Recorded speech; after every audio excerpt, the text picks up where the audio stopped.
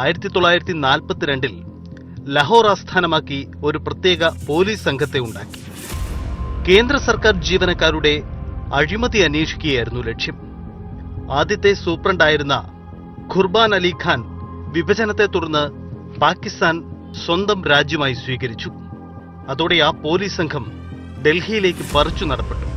1946 Delhi special police establishment ആക്ടിന്റെ ഭാഗമായി ആ സംഘത്തെ സെൻട്രൽ ബ്യൂറോ ഓഫ് ഇൻവെസ്റ്റിഗേഷൻ എന്ന് പേരിട്ട് CBI എന്ന് ചുരുക്കി വിളിക്കാൻ തുടങ്ങി.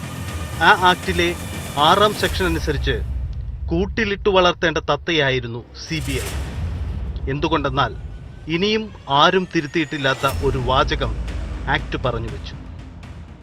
മറ്റു സംസ്ഥാനങ്ങൾക്ക് CBIയുടെ അന്വേഷണത്തിനുള്ള അനുമതി ഏതു സമയത്തും പിൻവലിക്കാം. ഇതാണ് ഡൽഹി പോലീസ് എസ്റ്റാബ്ലിഷ്മെന്റ് ആക്ടിലെ 6ാം സെക്ഷൻ. കേന്ദ്ര ഉദ്യോഗസ്ഥരുടെ അഴിമതി അന്വേഷിക്കാൻ രൂപീകരിച്ച സംഘമാണ്. ആ സംഘത്തിന് മറ്റേതെങ്കിലും സംസ്ഥാനത്ത് അന്വേഷണം നടത്താനുള്ള അനുമതി അതത് സർക്കാരുകൾക്ക് എപ്പോൾ വേണമെങ്കിലും പിൻവലിക്കാം. അതുകൊണ്ടാണ് CBI കൂട്ടിലിട്ട് വളർത്തുന്ന തത്തയാവുന്നത്. പിന്നെന്തിനാണ് കൊൽക്കത്ത പോലീസ് കമ്മീഷണർ രാജീവ് കുമാറിനെ അറസ്റ്റ് ചെയ്യാൻ CBI സംഘം ഇങ്ങനെ അർദ്ധരാത്രിക്ക് വീട് വളഞ്ഞത്?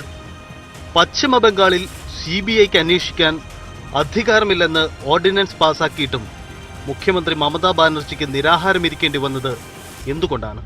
CBIയെ ചെവിക്കു പിടിച്ച് പുറത്താക്കിയാൽ മതിയായിരുന്നില്ലേ? ഇനി CBIയുടെ കാര്യമെടുക്കുക. എവിടെയും കയറി ചോദ്യം ചെയ്യാനും കേസെടുക്കാനും അധികാരമുണ്ടായിരുന്നെങ്കിൽ എന്തുകൊണ്ടാണ് കൊൽക്കത്തയിൽ വെച്ച് രാജീവ് കുമാറിനെ ചോദ്യം ചെയ്യാത്തത്?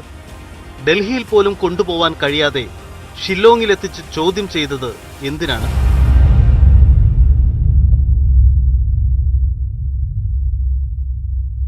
ഈ ചോദ്യങ്ങൾക്കൊന്നും ഉത്തരമില്ല. ജനാധിപത്യത്തിലെയും നിയമപുസ്തകത്തിലെയും ഒരു യുക്തിക്കും വഴങ്ങുന്നതല്ല CBI. ഒരു MLAയെ വിളിച്ചു വരുത്തി ലെറ്റർ പാഡിൽ പരാതി എഴുതി വാങ്ങി അന്വേഷണം ആരംഭിക്കാൻ 24 മണിക്കൂർ മതി CBIക്ക്. സംസ്ഥാനത്തിൻ്റെ അധികാരത്തിന്മേൽ കടന്നു കയറിയ CBIക്കെതിരെ നിയമസഭയ്ക്ക് അകത്തും പുറത്തും ഘോരാഘോരം സംസാരിക്കുന്ന മുഖ്യമന്ത്രി. പക്ഷേ അദ്ദേഹത്തിന് മറ്റൊരു ഉത്തരവിടാൻ 24 മണിക്കൂർ പോലും തികച്ചു വേണ്ടി വന്നില്ല. ഇതൊരു രാഷ്ട്രീയ നീക്കമല്ലാതെ മറ്റെന്താണ്? 5 വർഷത്തിന് ശേഷം ചോദിച്ചാൽ ഒരുപക്ഷെ ഇതുപോലെയൊരു ഉത്തരം കിട്ടും. അന്ന് സ്റ്റേറ്റ് വിജിലൻസ് ആണ് അന്വേഷണം നടത്തിയത്. വിജിലൻസിന് പൂർണ്ണ സ്വാതന്ത്ര്യമായിരുന്നു ഗവൺമെൻറ് കൊടുത്തത്. അന്ന് വിജിലൻസ് മുഖ്യമന്ത്രിയുടെ ചുമതലയിലായിരുന്നു. ആ നിഷ്പക്ഷമായ സ്വതന്ത്രമായ പഠനം നടത്തിയ ശേഷം അദ്ദേഹത്തെ കുറ്റവിമുക്തനാക്കുന്ന റിപ്പോർട്ടാണ് കോടതിയിൽ സമർപ്പിച്ചത്. ആ റിപ്പോർട്ട് സമർപ്പിക്കുന്നത് ഇലക്ഷൻ ഡിക്ലെയർ ചെയ്യുന്നതിൻ്റെ തലേദിവസം. ഇലക്ഷൻ പിറ്റേ ദിവസത്തെ പത്രത്തിൽ, അതായത് ഇലക്ഷൻ ഡിക്ലെയർ ചെയ്യുന്ന ദിവസത്തെ പത്രത്തിൽ വലിയ വിപുലമായ ഇതിൽ ഫ്രണ്ട് പേജ് 8 കോളം ഹെഡിങ്ങിൽ വന്ന വാർത്ത ഹം സബ് ചോർ ഹേ, ഞങ്ങളെല്ലാം കള്ളന്മാരാണ്. അപ്പോൾ ക്യാബിനറ്റ് ചർച്ച ചെയ്ത് എന്ത് വേണം? അത് ചർച്ച ചെയ്യുമ്പോൾ ഈ പാപഭാരം ഭരണകക്ഷിയും പ്രതിപക്ഷവും ആവശ്യമില്ലാതെ അത് വഹിച്ചുകൊണ്ട് തിരഞ്ഞെടുപ്പിന് പോകണോ? എന്തുകൊണ്ട് ഇത് CBIക്ക് വിട്ടുകൂടാ എന്ന ആശയം വന്നു. അങ്ങനെ അത് CBIക്ക് വിടാനായി തീരുമാനിച്ചു. ലാവ്ലിൻ കേസിൽ മുൻ മുഖ്യമന്ത്രി ഉമ്മൻചാണ്ടി പറയുന്ന അതേ ന്യായം തന്നെ മതി സോളാർ കേസിലെ നടപടിയെ ഈ സർക്കാരിനു ന്യായീകരിക്കാൻ. പകരത്തിനു പകരം ചെയ്തു എന്ന് പറഞ്ഞ് ഇപ്പോൾ എല്ലാവരും ചിരിക്കുന്ന ആ വഷളൻ ചിരിയുണ്ടല്ലോ. അല്ലെങ്കിൽ ലാവ്ലിനിൽ കൊടുത്ത ഉമ്മൻചാണ്ടിക്ക് സോളാറിൽ കിട്ടി എന്നുള്ള ആ പറച്ചിൽ, അതിൻ്റെ പേരാണ് രാഷ്ട്രീയ പാപ്പരത്വം. ഉമ്മൻചാണ്ടി ചെയ്തതുപോലെയൊക്കെ ചെയ്യാനാണെങ്കിൽ പിന്നെ എന്തിനാണ് നിങ്ങൾ? അതിന് ഉമ്മൻചാണ്ടി തന്നെ ധാരാളമല്ലേ. വോട്ട് മറിക്കാമെന്ന് കരുതി കൊൽക്കത്തയിലിറങ്ങുന്ന CBI, വോട്ട് പിടിക്കാമെന്ന് കരുതി കേരളത്തിലിറക്കുന്ന CBI, ഇതു രണ്ടും ഒന്നല്ല, പലതാണ്.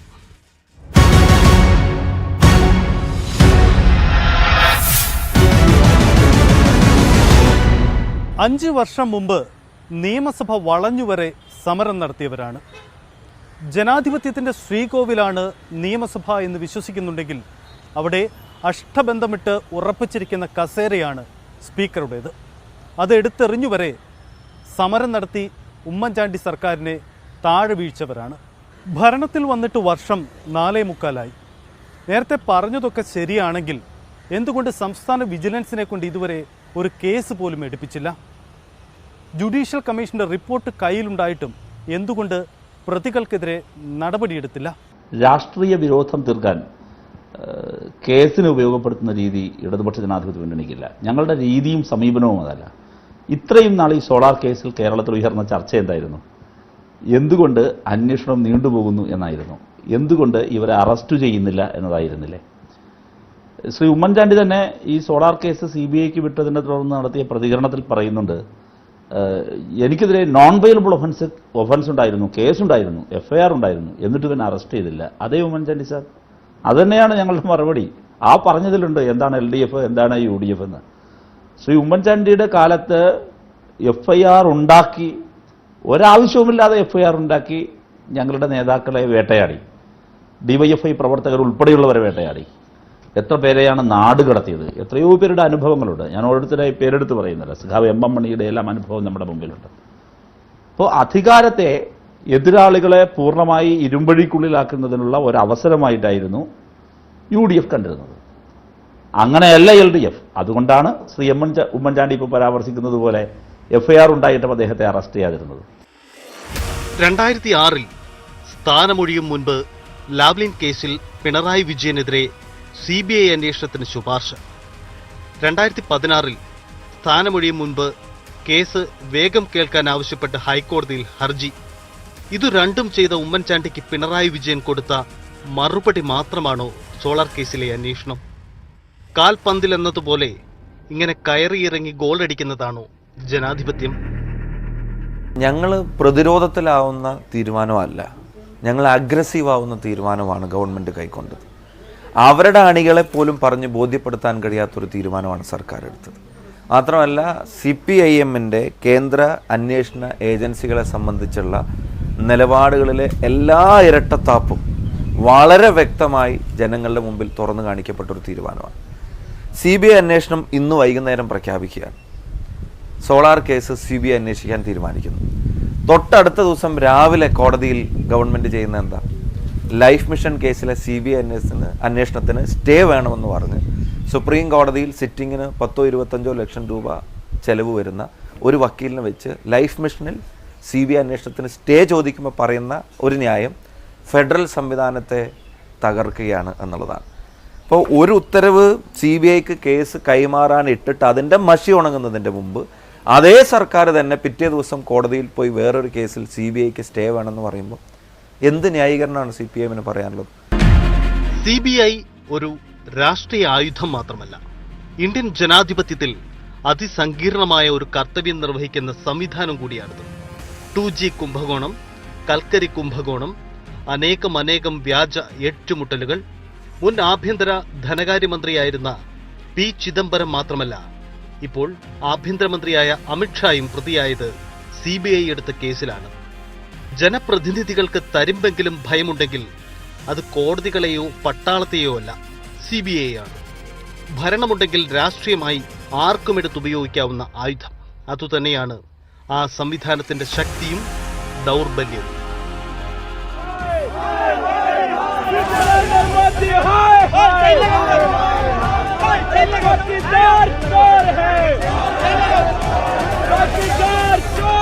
കഴിഞ്ഞ 6 വർഷത്തിനിടെ ഇന്ത്യൻ നാഷണൽ കോൺഗ്രസ് ഒറ്റയ്ക്ക് നടത്തിയ ഏറ്റവും വലിയ സമരം. ഡൽഹിയിലേക്ക് ഇരച്ചുകയറിയ ആ മാർച്ച് CBIയെ രാഷ്ട്രീയവൽക്കരിക്കുന്നതിന് എതിരായിരുന്നു. ഒരു ചിദംബരത്തിന്റെ അറസ്റ്റും DK ശിവകുമാറിനെതിരായ നടപടികളും മാത്രമായിരുന്നില്ല കാരണം. മധ്യപ്രദേശിൽ കമൽനാഥിന്റെ മരുമകന്റെ വീട്ടിൽ നിന്ന് CBI ഇറങ്ങുന്നില്ല. പ്രിയങ്കയുടെ ഭർത്താവ് റോബർട്ട് വധേരയുടെ ഉടമസ്ഥതയിലുള്ള ഏതെങ്കിലും വസ്തുവിൽ ദിവസവും ഒരു CBI സംഘം എത്തുന്നുണ്ട്. രാജസ്ഥാനിൽ ഗെലോട്ട് മന്ത്രിസഭയിലെ ഒട്ടുമിക്ക ആളുകളും ഇപ്പോൾ CBIയുടെ സ്കാനറിനു കീഴിലാണ്.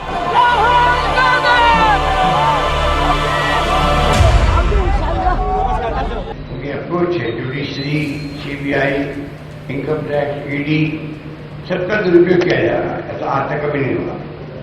ഇന്ന് കേന്ദ്രം ഭരിക്കുന്ന ഗവൺമെന്റ് നമ്മുടെ ഭരണഘടനാ സ്ഥാപനങ്ങളെയും കേന്ദ്ര അന്വേഷണ ഏജൻസികളെയും പലതരത്തിൽ സംസ്ഥാന ഗവൺമെന്റുകളെ ഉൾപ്പെടെ തകർക്കാൻ വേണ്ടി ദുരുപയോഗം ചെയ്യുന്ന കാഴ്ചയിൽ നമുക്ക് കാണാൻ കഴിയും. ഉമ്മൻചാണ്ടിയെ കോൺഗ്രസ് നേതൃനിരയിലേക്ക് കൊണ്ടുവന്നതിന് പിന്നാലെയാണ് ഇപ്പോഴത്തെ അന്വേഷണ ശുപാർശ. കഴിഞ്ഞ സർക്കാരിന്റെ അവസാന കാലത്ത് എന്നതുപോലെ കേസ് വിവരങ്ങൾ വീണ്ടും ചർച്ചയാകുന്നത് UDFന് ദോഷം ചെയ്യില്ലേ? ഉമ്മൻചാണ്ടി മാത്രമല്ല ആരോപണ വിധേയൻ. KC വേണുഗോപാലും ആര്യാടൻ മുഹമ്മദും അടൂർ പ്രകാശും ഹൈബി ഈഡനും അനിൽകുമാറുമെല്ലാമുണ്ട്. ഇപ്പോൾ ഇടതുമുന്നണിയിലെത്തിയ ജോസ് കെ മാണിയും BJPയിലെത്തിയ AP അബ്ദുള്ളക്കുട്ടിയും. അന്വേഷണം നടന്നാൽ മറുപടി പറയേണ്ടി വരും. നമ്മൾ പാലക്കാട് നിന്നാണ് സംസാരിക്കുന്നത്. ഇന്ന് കാലത്തും ഞാൻ സ്റ്റേഡിയത്തിൻ്റെ മുമ്പിലൊരു സമരത്തിൽ പങ്കെടുത്തിരുന്നു. വാളയാറിലെ അമ്മയുടെ സമരമാണ്. ആ അമ്മ എത്ര വർഷങ്ങളായിട്ട് 2 ദളിത് പെൺകുട്ടികൾ ക്രൂരമായി പീഡിപ്പിക്കപ്പെട്ട് കൊല്ലപ്പെട്ടതിൻ്റെ പുറകിലെ പ്രതികളെയും സംരക്ഷിച്ചവരെയും അന്വേഷണത്തിലെ വീഴ്ചയും ഒക്കെ കണ്ടെത്താൻ CBI അന്വേഷണമാണെന്ന് മുഖ്യമന്ത്രിയോട് പറയാൻ തുടങ്ങിയിട്ട് എവിടെയെങ്കിലും ഒരു താല്പര്യം അവരെ ഒന്ന് കാണാൻ പോലും ഈ ഗവൺമെൻറ്റോ മുഖ്യമന്ത്രിയോ എടുത്തിട്ടുണ്ട്. അപ്പം അതിലൊന്നുമില്ലാത്തൊരു താല്പര്യം ഈ കേസിൽ മാത്രം കാണിക്കുന്നതിൻ്റെ കാരണം എന്താണെന്ന് വളരെ വ്യക്തമാണ്. മൂന്നാമത്തെ പോയിന്റ് എന്ന് പറയുന്നത് രാജേഷ് ദിവാനെ പോലെ, അനിൽകാന്തിനെ പോലെ, ഷെയ്ഖ് ദർവേഷ് സാഹിബിനെ പോലെ ADGP DGP ലെവലുള്ള 3 ഉന്നത ഉദ്യോഗസ്ഥരെ ഇതുപോലെ ഒരു കേസ് ഏൽപ്പിച്ചിട്ട് അത് അന്വേഷണത്തിന് പോലും ഉള്ള മെറിറ്റ് അതിനകത്തില്ല എന്ന് അവർക്ക് തോന്നി. അവസാനം അരിജിത് പസായത്തിനെ പോലുള്ളൊരു ഹൈക്കോടതി ചീഫ് ജസ്റ്റിസ് ആയിരുന്ന ഒരാൾ നിയമോപദേശം കൊടുക്കുമ്പോൾ ഇത് നിലനിൽക്കുന്നതല്ല, ക്രെഡിബിൾ അല്ല എന്ന് തോന്നിയിട്ടുള്ള എന്ന് റിപ്പോർട്ട് ചെയ്തിട്ടുള്ള ഒരു കാര്യം. ഇത് വീണ്ടും ചർച്ചയാക്കി അതിൻ്റെ ഒരു രാഷ്ട്രീയമായ നേട്ടം ഈ തെരഞ്ഞെടുപ്പിൽ ഞങ്ങൾ പ്രതീക്ഷിക്കുന്നുണ്ടോ എന്ന ചോദ്യമാണ്. അത് തെറ്റാണ്. ഞങ്ങളുടെ ലക്ഷ്യം ഇതിലൊന്നുമല്ല. ഞങ്ങളുടെ പ്രചരണത്തിൻ്റെ പ്രധാനപ്പെട്ട ഭാഗം അത് വികസനമാണ്. ഞങ്ങളുടെ കഴിഞ്ഞ ഗവൺമെൻറ് നടത്തിയ ഒരു സദ്ഭരണമാണ്. ആ ഭരണം അഴിമതിരഹിതമായ ജനക്ഷേമങ്ങൾ ഫലപ്രദമായി നിർവഹിക്കാൻ, ജനക്ഷേമ വികസനം ഫലപ്രദമായി നിർവഹിക്കാൻ കഴിഞ്ഞ ഒരു ഭരണം. അപ്പം ഞങ്ങളുടെ ഗവേണൻസിനെ മുൻനിർത്തിയായിരിക്കും ഞങ്ങൾ ജനങ്ങളുടെ മുമ്പിൽ പോവുക. അതിൽ ഞങ്ങൾക്ക് നല്ല ആത്മവിശ്വാസമുണ്ട്. ആ ആത്മവിശ്വാസം ആവോളമുള്ളപ്പോൾ ഇതൊരവസരമായി ഇതിനെ കൂടി ഉപയോഗിക്കാമെന്ന് ഞങ്ങൾക്കില്ല. പിന്നെ ഇത് സ്വാഭാവികമായും ജനങ്ങളുടെ മനസ്സിൽ ചർച്ചയായി വന്നാൽ ആ ചർച്ചയിൽ ഞങ്ങളുടെ പ്രതികരണങ്ങൾ പറയുമെന്നതിനപ്പുറത്ത് ഇതിനെ ഒരു പ്രധാനപ്പെട്ട രാഷ്ട്രീയ ആയുധമാക്കി മുൻപോട്ട് പോകേണ്ട സാഹചര്യമല്ല ഇപ്പോഴുള്ളത്.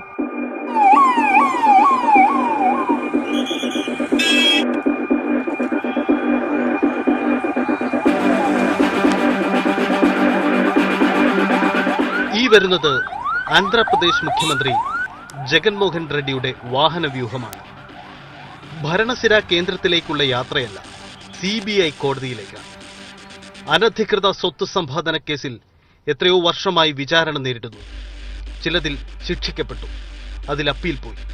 മറ്റു ചിലതിൽ വിചാരണ കോടതിയിൽ വാദം നടക്കുന്നു. അധികാരസ്ഥാനത്തെത്തിയാലും ചോദ്യം ചെയ്യാനും നടപടിയെടുക്കാനും ഇങ്ങനെയൊരു സംവിധാനം വേണം.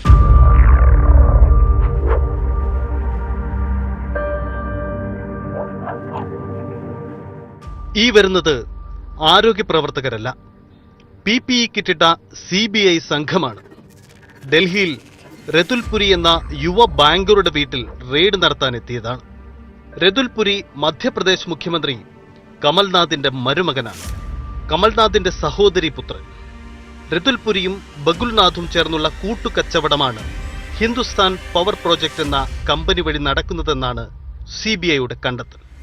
രതുൽപുരിക്കൊപ്പമുള്ള നിത്യസഞ്ചാരിയായ ബഗുൽനാഥ് കമൽനാഥിന്റെ മകനും. എവിടെ നിന്നു വന്നു ഈ കോടികളെന്ന ചോദ്യമുയരുമ്പോൾ CBI നടപടി രാഷ്ട്രീയ പ്രേരിതമാണ് എന്നും മതിയോ മറുപടി?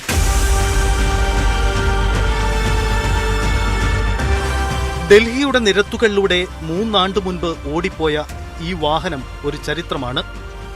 CBI മേധാവിയായി ചുമതല ഏറ്റെടുക്കാൻ അലോക് വർമ്മ വീണ്ടും പോയ നിമിഷം. ഇങ്ങനെ രണ്ടാമത് വന്ന് അലോക് വർമ്മയ്ക്ക് ഇരിക്കാൻ കഴിഞ്ഞത് ഒരേ ഒരു ദിവസമാണ്. അലോക് വർമ്മയും രാകേഷ് അസ്താനയുമായിരുന്നു CBIയുടെ തലപ്പത്ത്. ഇരുവർക്കുമെതിരെ പരസ്പരം അഴിമതി ആരോപണങ്ങൾ. പ്രധാനമന്ത്രിയും ആഭ്യന്തരമന്ത്രിയും അലോക് വർമ്മയോട് സ്ഥാനമൊഴിയാൻ ആവശ്യപ്പെട്ടു. സുപ്രീം കോടതി ഈ നടപടി തള്ളി.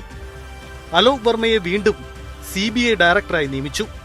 ഒരു ദിവസം കസേരയിലിരുന്ന അലോക് വർമ്മയെ പിറ്റേന്ന് സെൻട്രൽ വിജിലൻസ് കമ്മീഷൻ സ്ഥലം മാറ്റി. Director general of fire safety എന്ന അഗ്നി സുരക്ഷാ സേനയുടെ ഡയറക്ടർ ജനറലായി. ഇങ്ങനെ ഉദ്യോഗസ്ഥർ സംശയത്തിന്റെ നിഴലിലാണെങ്കിലും CBIക്ക് ഭരണഘടനാപരമായ ഒരു ദൗത്യമുണ്ട്. ഈ ദൗത്യം മറന്ന് പ്രവർത്തിക്കുന്ന ചില ഉദ്യോഗസ്ഥരുണ്ടെന്ന് അനുഭവങ്ങൾ നമ്മെ ഓർമ്മപ്പെടുത്തുകയും ചെയ്യുന്നുണ്ട്. 7 ലക്ഷം രൂപ കൈക്കൂലിങ് വാങ്ങിയ ഉദ്യോഗസ്ഥനെ CBI അറസ്റ്റ് ചെയ്തത് ഇന്ത്യയിൽ തന്നെയാണ്. പക്ഷേ അതുകൊണ്ട് മാത്രം CBIയുടെ പ്രസക്തി ഇല്ലാതാവുന്നില്ല. ഇങ്ങനെയൊക്കെ പറയുമ്പോഴും ഒരു ചോദ്യം അവശേഷിക്കുന്നു. 5 വർഷം കൂടുമ്പോൾ വോട്ട് പിടിക്കാൻ വേണ്ടി ഇറക്കിവിടാനുള്ള തുറുപ്പുചീട്ട് മാത്രമാണോ CBI? ലൈഫ് കേസിൽ CBI വന്നത് കോൺഗ്രസ് MLA അനിൽ അക്കര നൽകിയ പരാതിയിലാണ്. കർണാടകത്തിലും രാജസ്ഥാനിലും CBIയെ വിലക്കുന്ന കോൺഗ്രസ്സാണ് ഇത് ചെയ്തതെന്നാണ് LDF ആരോപിക്കുന്നത്. അതുതന്നെയാണ് UDFിൻ്റെ കാര്യവും. ലാവ്ലിൻ കേസിൽ നടക്കുന്ന CBI അന്വേഷണം ശരിയാണെന്ന് പറയുന്നവർ സോളാർ കേസിൽ CBI അന്വേഷണം വരുമ്പോൾ നിലപാട് മാറ്റും. ഞങ്ങളാരും കേന്ദ്ര അന്വേഷണ ഏജൻസികളുടെ ആരാധക വൃന്ദമൊന്നുമല്ല. ഞങ്ങൾക്ക് ആർക്കും അവരിവിടെ കിടന്ന് കയറി ഇറങ്ങി നടക്കണം എന്നുള്ള ആഗ്രഹമില്ല.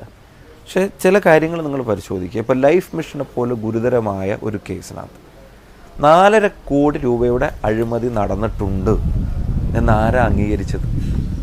ധനകാര്യമന്ത്രി പാർട്ടി ചാനലിൽ ഇരുന്നിട്ട് പറയല്ലേ 4.5 കോടി രൂപയുടെ കമ്മീഷൻ പറ്റിയിട്ടുണ്ട് എന്ന് സംസ്ഥാനത്തിൻ്റെ ധനകാര്യമന്ത്രി പറയുക. അങ്ങനെ ഉണ്ടെങ്കിൽ ഞാൻ ചോദിക്കുന്ന ഒരാളുടെയും പ്രഷർ ഇല്ലാതെ അഴിമതിക്കെതിരായിട്ട് നിലപാടെടുക്കുന്ന ഒരു ഗവൺമെൻറ് ആണെങ്കിൽ സൊമോട്ടോ അന്വേഷണം അവിടെ പ്രഖ്യാപിക്കണ്ടേ? വിജിലൻസ് സ്റ്റെപ്പിൻ ചെയ്യണ്ടേ? അന്വേഷണം നടക്കണ്ടേ? പ്രഖ്യാപിക്കണ്ടേ? എന്തെങ്കിലും ഉണ്ടായോ? CBI ഞങ്ങൾ എതിർക്കുന്നത് എപ്പോഴാണ്? അതൊരു രാഷ്ട്രീയ ആയുധമായി മാറുമ്പോഴാണ്. CBI കൂട്ടിലടച്ച തത്തയെന്ന് വിശേഷിപ്പിച്ചത് സുപ്രീം കോടതിയായിരുന്നു. രാജ്യത്താകെ ഇത് സംബന്ധിച്ച് അഭിപ്രായമുണ്ട്. ഇപ്പോൾ രാഹുൽ ഗാന്ധിക്ക് അഭിപ്രായമുണ്ട്, AICCക്ക് അഭിപ്രായമുണ്ട്, BJP ഇതര സംസ്ഥാനങ്ങളിലൊക്കെ ഈ അഭിപ്രായം രൂപപ്പെട്ടു വരുന്നുണ്ട്. അത് CPIM ഏതെങ്കിലും ഒരു സാഹചര്യത്തിൽ മാത്രം രൂപപ്പെടുന്ന ഒരു അഭിപ്രായമല്ല. അതൊരു പൊതുവായ ഇഷ്യൂ ആണ്. CBIയെ രാഷ്ട്രീയ ആയുധമായി ഉപയോഗിക്കുന്നു. ആ ഘട്ടത്തിൽ ഞങ്ങൾ അതിനെ എതിർക്കും. ഇപ്പോൾ ഒടുവിൽ ലൈഫിൻ്റെ കാര്യം നിങ്ങൾ ചോദിച്ചു. ലൈഫിൻ്റെത് എങ്ങനെയാണ് വരുന്നത്? ഫെഡറൽ തത്വങ്ങൾക്ക് വിരുദ്ധമായി സംസ്ഥാനത്തിൻ്റെ അധീനതയിലുള്ള ഒരു കാര്യത്തിൽ സംസ്ഥാന സർക്കാരിൻ്റെ മുൻകൂർ അനുമതിയില്ലാതെ CBI കടന്നു വരികയാണ്. അതെന്തിനാണത്? സമീപകാലത്തുണ്ടായ സുപ്രീം കോടതി വിധി തന്നെ നേരെ തിരിച്ചായിരുന്നില്ലേ? സംസ്ഥാനത്ത് ജനറൽ കൺസെന്റ് ഉണ്ടെങ്കിൽ കൂടി സംസ്ഥാന സർക്കാരുകളുടെ അനുമതിയോ അംഗീകാരമോ ഇല്ലാതെ കടന്നു വരുന്നത് അഭികാമ്യമല്ല എന്ന് സുപ്രീം കോടതി തന്നെ നിരീക്ഷിച്ചു. എത്രയെത്ര റൂളിംഗ് ഉണ്ട്. അതല്ലേ ഒരു ഫെഡറലിസത്തിന്റെ ഒരു പൊതു തത്വം. അപ്പോൾ എന്താണ് ഈ തെരഞ്ഞെടുപ്പിലെ ശരിയായ ചർച്ചാ വിഷയം? ശിവശങ്കരനും സ്വർണ്ണക്കടത്ത് കേസും ചർച്ചയാകുമോ? ആ കേസ് ഏറ്റവും സജീവമായി നിന്ന സമയത്തു നടന്ന തദ്ദേശ സ്വയംഭരണ തെരഞ്ഞെടുപ്പിൽ നേട്ടമുണ്ടായത് LDFനല്ലേ? ശിവശങ്കരന് പല കേസുകളിലും ജാമ്യവും കിട്ടുന്നു. ഇനിയും ചർച്ചയാകണമെങ്കിൽ ഈ കേസിൽ കൂടുതലായി എന്തെങ്കിലും സംഭവിക്കേണ്ടി വരും. ഇതുവരെ ഭരണ തുടർച്ച ഉണ്ടായിട്ടില്ല എന്നതുകൊണ്ട് ഇനിയും ഭരണ തുടർച്ച ഉണ്ടാകില്ല എന്ന് നമ്മൾ കാണേണ്ടതില്ല. 2000 മുതലൊരു പാറ്റേൺ പരിശോധിച്ചാൽ തദ്ദേശ സ്വയംഭരണ സ്ഥാപനങ്ങളിലേക്കുള്ള തിരഞ്ഞെടുപ്പിൽ 500-ലധികം പഞ്ചായത്തുകൾ സ്വന്തമാക്കിയ മുന്നണിക്ക് തൊട്ടു പിന്നാലെ നടക്കുന്ന നിയമസഭാ തെരഞ്ഞെടുപ്പിൽ വിജയിക്കാൻ സാധിച്ചിട്ടുണ്ട്. അങ്ങനെയെങ്കിൽ ആ പാറ്റേൺ സൂചന നൽകുന്നത് ഇടതുപക്ഷ ജനാധിപത്യ മുന്നണിയുടെ തുടർഭരണമാണ്. മറ്റൊന്ന്, മലയാള മനോരമ പോലും, ഞങ്ങളെ എതിർക്കുന്ന മാധ്യമങ്ങൾ പോലും ഒരു വിശകലനം നടത്തി പറഞ്ഞിരിക്കുന്നത് ഇടതുപക്ഷ ജനാധിപത്യ മുന്നണിയുടെ തുടർഭരണം സാധ്യമാകുമെന്നാണ്. ഒരു ദൃശ്യമാധ്യമം തന്നെ ഈ തദ്ദേശ സ്വയംഭരണ സ്ഥാപനത്തിനും വളരെ മുമ്പ് ജൂലൈ മാസത്തിൽ ഒരു പഠനം നടത്തിയിരുന്നു. ആ പഠനത്തിൽ അവർ പറയുന്നതും ഇടതുപക്ഷ ജനാധിപത്യ മുന്നണിയുടെ തുടർഭരണമാണ്. പ്രചരിപ്പിക്കുന്നതും PR ഏജൻസിയും പണവും ഉപയോഗിച്ച് നടത്തുന്ന പ്രചരണങ്ങളും യാഥാർത്ഥ്യങ്ങളും തമ്മിലുള്ള അന്തരം. ഇപ്പോൾ പെൻഷൻ ഭയങ്കരമായിട്ട് കൊട്ടിഘോഷിക്കുക. അതിൻ്റെ റിയാലിറ്റി എന്താ? 12 ലക്ഷം പേർക്കുണ്ടായിരുന്ന പെൻഷനെ കേരളത്തിൽ 36 ലക്ഷം പേർക്കാക്കി വർദ്ധിപ്പിച്ചത് ഉമ്മൻചാണ്ടിയുടെ ഗവൺമെൻറ്റാണ്. വികസന കാര്യങ്ങൾ ഇപ്പോൾ 2 പാലം, കുണ്ടന്നൂരിലും വൈറ്റിലയിലും 2 പാലം. ഞാൻ ചോദിക്കുന്ന 5 വർഷം കൊണ്ട് ഏറ്റവും വലിയ കാര്യമായിട്ട് എടുത്ത് കാണിക്കുന്ന ഒന്ന്, നിങ്ങൾ ഓർക്കുക, കൊച്ചി മെട്രോ പോലൊരു പ്രൊജക്റ്റിന് സ്ഥലമേറ്റെടുപ്പ് കൊച്ചി നഗരത്തിനകത്ത് നടത്തി പൂർത്തിയാക്കി ഈ ഗവൺമെൻറ് വന്ന മാസങ്ങൾക്കുള്ളിൽ ഉദ്ഘാടനം ചെയ്യാൻ കഴിയാവുന്ന വേഗതയിൽ കൊച്ചി മെട്രോ പോലൊരു പ്രൊജക്റ്റ് കംപ്ലീറ്റ് ചെയ്ത ഗവൺമെൻറ്റാണ് കഴിഞ്ഞത്. രണ്ടാമത്തെ കാര്യം, ഞങ്ങൾ അഴിമതി വിരുദ്ധത പ്രസംഗിക്കുന്നു എന്ന് പറഞ്ഞു. നിങ്ങൾ ഏതെല്ലാം കാര്യത്തിൽ, ഇപ്പോൾ പ്രളയ ഫണ്ട് തട്ടിപ്പ് CPM-ൻ്റെ പാർട്ടിയും അണികളും നേതാക്കന്മാരും നേരിട്ട് ഇടപെട്ടതല്ലേ? പ്രളയത്തിന് ജനങ്ങൾ കൊടുത്ത ഫണ്ട് ഒരു പ്രത്യേക അക്കൗണ്ട് തുടങ്ങണമെന്ന് പറഞ്ഞിട്ട് പോലും മുഖ്യമന്ത്രി തയ്യാറായില്ലല്ലോ. 2 പ്രളയങ്ങൾ, നിപ, കോവിഡ്, ഇതൊക്കെ കൈകാര്യം ചെയ്ത രീതിയാണ് സംസ്ഥാന സർക്കാർ പറയുന്ന അഭിമാന വിഷയങ്ങൾ. കോവിഡിന്റെ എണ്ണം ഇപ്പോൾ കൂടുന്നതിന്റെ കണക്ക് പ്രതിപക്ഷം പറയുമ്പോൾ മരണനിരക്ക് കുറഞ്ഞതിന്റെ കണക്കുകളുമായി ഭരണപക്ഷം വരുന്നു. പ്രളയ പുനർനിർമ്മാണം എങ്ങുമെത്തിയില്ലെന്ന രേഖകളുമായി പ്രതിപക്ഷ നേതാവ് വരുമ്പോൾ പണിതീർത്ത വീടുകളുടെ എണ്ണവുമായി മുഖ്യമന്ത്രി വരുന്നു. ശരിക്കും ഭരണപരാജയമുണ്ടോ അതോ ഭരണ നേട്ടമാണോ ഉള്ളത്? ഈ പ്രതിസന്ധികൾ നമ്മൾ തരണം ചെയ്തിട്ടുണ്ട് എന്നുള്ളത് വസ്തുത. കോവിഡ് ഇപ്പോഴും യെറ്റ് ടു ബി ക്ലിയർഡ്. എന്നാലും പ്രളയം ഉൾപ്പെടെയുള്ള കാര്യങ്ങളിൽ ചെയ്തിട്ടുണ്ട്. പക്ഷെ ആദ്യം എത്തിയ സഹായങ്ങളൊന്നും ഗവൺമെൻറ്റിൻ്റെ ആയിരുന്നില്ല. രണ്ടാമത്തെ കാര്യം, ജനങ്ങളാണ് ആ പ്രയാസകാലത്ത് പരസ്പരം താങ്ങും തണലുമായി. ഞാൻ ചോദിക്കുന്ന, ആളുകളെ രക്ഷിക്കാൻ ആദ്യം എത്തിയതാരാ? വേറൊരു ഫോഴ്സും അല്ല, മത്സ്യത്തൊഴിലാളികൾ അവരിറങ്ങിയതാ. ഗവൺമെൻറ് ഡെപ്യൂട്ട് ചെയ്താണോ? വൾണറബിൾ പേഷ്യൻസ് ഇത്രയുമുള്ള കേരളത്തിൽ നമുക്ക് മരണനിരക്ക് ഇത്രയും പിടിച്ചു നിർത്താൻ കഴിഞ്ഞത് വളരെ എഫക്റ്റീവായ ഒരു മെക്കാനിസത്തിൻ്റെ പേരിലാണ്. 1. 2, കോവിഡ് ബാധിതരുടെ മാത്രം പ്രശ്നമല്ല, ഈ കോവിഡ് കാലത്ത് ജനങ്ങളുണ്ടാകുന്ന പ്രശ്നങ്ങളെയും കൃത്യമായി അഡ്രസ്സ് ചെയ്യാൻ ഈ ഗവൺമെൻറ്റിന് സാധിച്ചു. അതുകൊണ്ടാണ് ഭക്ഷ്യക്കിറ്റുകൾ വീടുകളിലെത്തിയത്. ഈ കോവിഡ് കാലം കോവിഡ് ബാധിതരെ മാത്രമല്ലല്ലോ, കോവിഡ് ബാധിക്കാത്തവരെയും ബാധിക്കുമല്ലോ പലതരത്തിൽ. രോഗമെന്ന നിലയിൽ മാത്രമല്ല, സോഷ്യൽ ഇഷ്യൂസ് ഡെവലപ്പ് ചെയ്യും, സാമ്പത്തിക പ്രശ്നങ്ങൾ ഡെവലപ്പ് ചെയ്യും. ആ പ്രശ്നങ്ങളെല്ലാം ഒരുപോലെ കൈകാര്യം ചെയ്യാൻ കഴിഞ്ഞു. കോവിഡ് ബാധിച്ച് കൂടുതൽ പേർ മരിച്ചില്ല എന്നതുപോലെ തന്നെ പട്ടിണി കിടന്ന് ഒരാൾ പോലും മരിക്കാതിരിക്കാനുള്ള മുൻകരുതലും ഈ കാലയളവിൽ സർക്കാർ സ്വീകരിച്ചു. എന്താണ് ലൈഫിലെയും ലാവ്ലിനിലെയും സോളാറിലെയും സത്യം? ആരൊക്കെയാണ് കുറ്റക്കാർ? അല്ലെങ്കിൽ ആരെങ്കിലും കുറ്റക്കാരാണോ? 2026 തെരഞ്ഞെടുപ്പിന് മുമ്പ് ഇതിനുള്ള ഉത്തരം കിട്ടുമോ?